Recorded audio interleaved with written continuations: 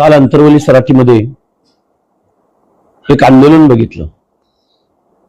हे आंदोलन एका अहंकारी वृत्तीनं जात वर्चस्वाच्या भावनेतून केलं गेलं आणि त्या आंदोलनामध्ये महाराष्ट्राचं लोकनियुक्त सरकारमधले प्रतिनिधी किंवा सरकार एवढे लाचार बघितले की एखादा रस्त्यावर खेळ करणारा ज्यावेळी माकडाला या काठीवरून त्या काठीवर उड्या मारायला लावतो ना, तशा पद्धतीनं सरकारचे प्रतिनिधी प्रसाद लाड आणि राधाकृष्ण विखे पाटील, ज्येष्ठ नेते म्हणा, कॅबिनेट मंत्री म्हणा, हे त्या माकडाप्रमाणे उड्या मारत होते। तिथं ना लोकशाहीची तत्व पाळली जात होती, ना तिथं कुठलं स्वैरसूतक पाळलं जात होतं आणि एवढं गव्हर्नमेंट लाचार झालेलं आम्ही पहिल्यांदा बघितलं। आणि मुळात प्रसाद लाड सारखा माणूस आणि राधाकृष्ण विखे पाटलांसारखा माणूस, राधाकृष्ण विखे पाटलांनी तर विठ्ठलराव विखे पाटलांच्या पासूनची विखे घराण्याची जी काही अब्रू होती ती पुरती काल धुळीस मिळवली। कारण जरांगे सारखा माणूस समोर बसून त्यांना एवढ्या खालच्या भाषेत आणि एवढ्या द्वेष तिरस्काराच्या भाषेमध्ये बोलत होता आणि ते माना हलवत होते, हे बघून महाराष्ट्रातल्या लोकांची मान शर्मेने खाली गेली। बरं, तो त्यांचा प्रश्न आहे, पण मनोज जरांगेंच्या आंदोलनामधून मनोज जरांगेंनी आंदोलनाला बसायचं आणि एक GR पारित करून घ्यायचे। पण ते GR पारित केल्यानंतर महाराष्ट्रातल्या ओबीसीवरती त्याचा काय परिणाम होणार आहे, ओबीसींचं काय म्हणणं आहे, ओबीसींचा काय से आहे, याबद्दल महाराष्ट्र शासन प्रचंड उदासीन आम्हाला दिसलं। आणि हे एवढं उदासीन होतं की ओबीसींच्या कुठल्या शिष्टमंडळाला वेळ द्यायचा नाही, कोण उपोषणाला बसलं तर तिकडे फिरकायचं सुद्धा नाही। पण जरांगे नावाच्या माणसाला अडेल तट्टू भूमिका घेणाऱ्या, ज्याला लोकशाही मान्य नाही, इतरांचे हक्काधिकार मान्य नाहीत, ज्यांना ओबीसीचं आरक्षण संपवायचं आहे, त्या माणसाच्या समोर जाऊन स्वतःचं माकड करून घेतलं विखे पाटलांनी। प्रसाद लाडला तर काही थोडी जनाची मनाची काहीच नाही, कारण तो सरकारचा कमिशन एजंट आहे। आउटसोर्सिंगच्या माध्यमातून तो काल परवा माझ्यावर टीका करताना बोलला की मी 1 लाख युवकांना रोजगार उपलब्ध करून दिलाय। पण प्रसाद लाड, तुम्ही सर्व जातीय तरुणांच्या, गोरगरिबांच्या पोरांच्या नोकऱ्यांमध्ये, आरक्षणामध्ये माती कालवण्याचं काम केलंय। त्यांच्या नोकऱ्या, त्यांचे रोजगार तुम्ही हिरावून घेतले। आता तुम्ही तुमच्या क्रिस्टल कंपनीच्या माध्यमातून सरकारची जी टेंडर घेता, ती टेंडर कुठल्या कुठल्या भागातली आहेत हे का मला सांगावंच वाटतंय। कारण एवढी पाप करून हा प्रसाद लाड गंगेमध्ये पाप धुवून घ्यायला मनोज जरांगेकडे आला होता। पण प्रसाद लाड, अशानं तुमची पाप धुली जाणार नाहीत। तुम्ही असा किंवा चंद्रकांत गायकवाड असो, चंद्रकांत गायकवाडांची ब्रिक्स इंडिया आणि स्मार्ट सर्व्हिसेस कंपनी असो, किंवा हसन मुश्रीफांना पार्टनरशिप मध्ये घेऊन तुम्ही काय काय गोरखधंदे या महाराष्ट्रामध्ये लावलेले आहेत, याचा जर पाडा वाचायचा म्हणलं तर महाराष्ट्रातल्या तरुणावरती बेरोजगारीची वेळ कुणी आणली। आणि मनोज जरांगे, तुम्ही म्हणताय ना आमच्या 5 पिढ्यांचं नुकसान झालं, आमच्या 5 पिढ्यांचं नुकसान झालं, त्या 5 पिढ्यांचं नुकसान ओबीसीनी नाही केलं, ओबीसीच्या आरक्षणानं नाही केलं, तर प्रसाद लाड सारख्या, चंद्रकांत गायकवाडांसारख्या, त्याचबरोबर मुश्रीफ असतील किंवा वळसे पाटील असतील, यांच्या अनेक पार्टनरशिपमध्ये या महाराष्ट्रामध्ये कंपन्या आहेत आणि त्या आउटसोर्सिंगच्या माध्यमातून लाखो तरुणांचा रोजगार हिरावून घेतात। आणि मग या प्रसाद लाडांकडे हजारो मुलांना रोजगार दिला असं प्रसाद लाड म्हणतात।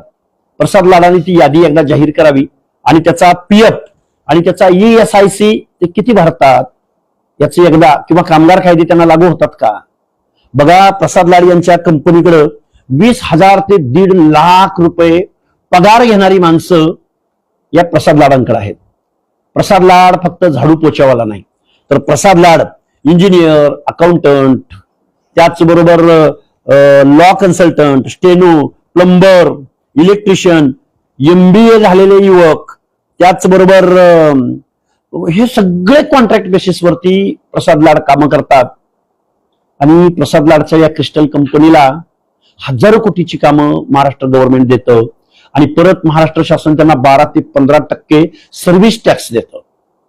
म्हणजे 20,000 ते 1.5 लाख पगार लाखो लोकांना या प्रसाद लाडच्या क्रिस्टल कंपनीच्या माध्यमातून दिला जात असेल तर त्या तरुणांच्या अकाउंटला किती पैसे जात असतील आणि क्रिस्टल कंपनीच्या अकाउंटला किती पैसे जात असतील, हे सगळं गौड बंगाल, हे जी मोठी आकडेवारी आहे, या आकडेवारीमध्ये आम्ही ऐकतोय.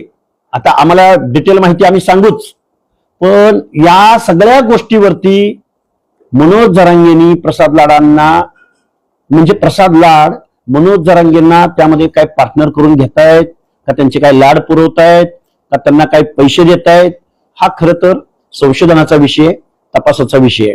पण महाराष्ट्रामधल्या प्रसाद लाडच्या या क्रिस्टल कंपनीच्या माध्यमातून सामाजिक न्याय विभाग असेल, बार्टी असेल, सारथी असेल, त्याचबरोबर वखार महामंडळ असेल, वैद्यकीय शिक्षण विभाग असेल, महिला बाल कल्याण असेल, त्याचबरोबर मुंबई, पुणे, पिंपरी चिंचवड महानगरपालिकांची शिक्षण मंडळ, MTDC, मुंबई मेट्रो, वीज वितरण कंपनी, या ठिकाणची कामं प्रसाद लाड यांच्या क्रिस्टल कंपनीला जातात.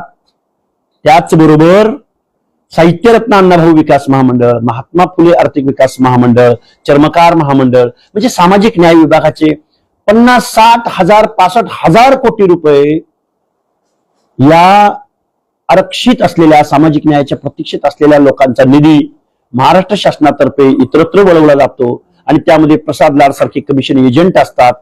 हे वास्तव आहे. मी एवढं का तुमच्या समोर हे मांडलं महाराष्ट्रासमोर? कारण प्रसाद लाड सारख्या कमिशन एजंटमुळं महाराष्ट्रातल्या तरुणावर बेरोजगारीची वेळ आली. पण मनोज जरांगे म्हणतायत की ओबीसी आरक्षणामुळे आमच्यावर ही वेळ आली. ओबीसी आरक्षणामध्ये जर मनोज जरांगेंचा मराठा समुदाय आला तर त्याचं काय होणार आहे? मुळात नोकऱ्याच शिल्लक राहिल्या नाहीत. त्यामुळे हे खूप भयानक आहे. मनोज जरांगेला ह्यातलं काय करणार? पण आम्ही काल सरकार लाचार होताना पाहिलं. विखे पाटील माकडाप्रमाणे इकडून तिकडे उड्या मारताना आम्ही पाहिले. विखे घराण्याची इब्रत धुळीस मिळवताना आम्ही विखे पाटलांना काल पाहिलं. प्रसाद लाडांना त्यांचं पाप धुवायचंय. पण विखे पाटील, तुम्हाला महाराष्ट्राचं मुख्यमंत्री व्हायचं असेल तर महाराष्ट्रातल्या दीनदलितांची, गोरगरिबांची, कष्टकऱ्यांचे प्रश्न काय आहेत, महाराष्ट्रातल्या जनसामान्यांचे प्रश्न काय आहेत, त्यावर तुम्हाला काम करावं लागेल. नाहीतर तुमचा सुजय दादा विखे लोकसभेच्या निवडणुकीत जसं त्याला आसमान बघायला मिळालं तशीच तुमची अवस्था इथून पुढच्या कालावधीमध्ये होणार आहे. विखे पाटील हा ओबीसींच्या मुळावर उठलेला नेता आहे. हा फक्त एका मंत्रीपदाच्या पुढे जाऊ शकत नाही. तुम्ही मुख्यमंत्री पदाची कितीही स्वप्न पाहिली, मनाचे मांडे कितीही खाल्ले, तर विखे तुम्ही जोपर्यंत महाराष्ट्रातल्या जनसामान्यांच्या प्रश्नावर बोलणार नाही, उलट त्यांच्या अनात माती कालवण्याचा प्रयत्न करत असाल तर तुमचं हे दिवा स्वप्न राहील. एकंदरीत शिष्टमंडळ एक होते, प्रत्येक वेळेस बार्गेनिंगची भाषा होती. रात्री 11, 11:30 वाजता 1.5 तास या सगळ्या मंत्रिमंडळाने हे शिष्टमंडळ होतं त्यांना थांबावं लागलं. हे नेमकं याच आंदोलनाला होतं का की ओबीसी आंदोलनाला एवढ्याच पद्धतीनं तत्परतेनं? नाही, ओबीसी आंदोलनाकडे तर ते फिरकत सुद्धा नाहीत. पण जरांगेंचं आंदोलन हे स्क्रिप्टेड होतं, एक दिवसापुरतच होतं आणि ते ठरवून आंदोलन होतं. या आंदोलनामध्ये अनेक नेते, अनेक मंत्री गुंतलेले, मग त्यामध्ये विखेंची सुद्धा फूस होती. पहिल्यांदा जरांगेंनी विखे पाटलांना शिव्या द्यायच्या आणि पुन्हा विखे पाटील त्यांना डील करायला येणार आणि मग त्याचं श्रेय विखे पाटलांना द्यायचं आणि मग विखे पाटलांना मुख्यमंत्री व्हायचं की काय. त्याचबरोबर अलायन्स मधल्या इतर पक्षांच्या नेत्यांच्या बाबतीमध्ये सुद्धा अशी महाराष्ट्रातल्या जनमानसात चर्चा आहे की हे ठरवून आंदोलन होतं. विखे पाटलांचा स्कोर सेट करायचा होता.